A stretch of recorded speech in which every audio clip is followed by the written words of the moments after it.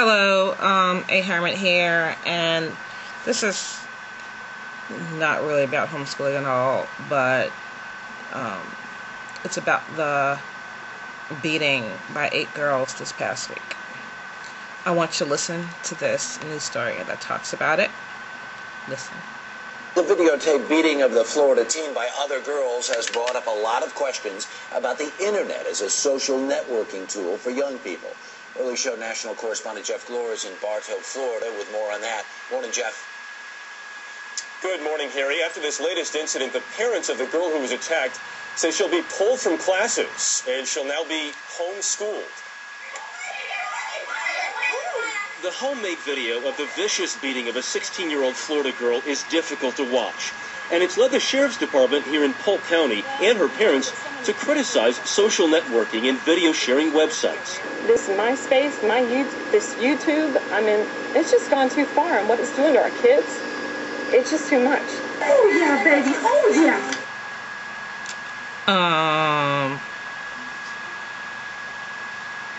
Yeah. I just don't know what to be. I just don't know which part to be amazed by. The fact that 8 teenagers kidnapped a girl and beat the mess out of her. The fact that the media is blaming YouTube and MySpace for the incident. Or the fact that the parents of the girls who did the beating are not taking blame. And well, I also find it kind of funny the way the guy says homeschooled as if there's something wrong with it. But you know, hold on, TV just came back on. I had it on pause. I actually stopped watching Idol Gives Back to this video. Wow. I'm just at a loss of words for this whole incident. And the question is, who do you blame for girls being so violent? You blame us. You blame us as a society. You blame the way they were raised. And the way they were raised has a lot more to do with children being considered wards of the state than with the parents going wrong. And I'm not saying the parents didn't go wrong, but the fault comes in somewhere in between children being jailed. Yeah, jailed in schools, where they become frustrated and have their own special cultures and codes and cliques and ridiculousness, and become frustrated and turn on each other. It comes somewhere in between that and the fact that parents are oblivious to the fact that their children aren't learning anything moral. They think that because the kids are in school that they're getting their moral instruction, and they're not.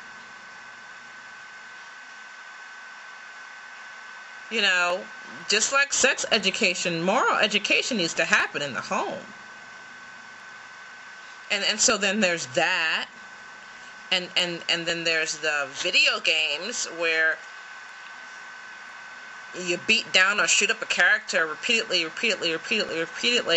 till you don't even wince anymore when blood goes squirting out. And then the characters get up and do it again. Well, this girl is not a video game cartoon. She's a human. So beating the mess out of her is leaving permanent scars and could have very well killed her. And she's not going to get up when you press the restart button. I think it's just laughable that the media that has exposed the problem is being blamed for the problem. And I guess that's just all I have to say about that. If you look at my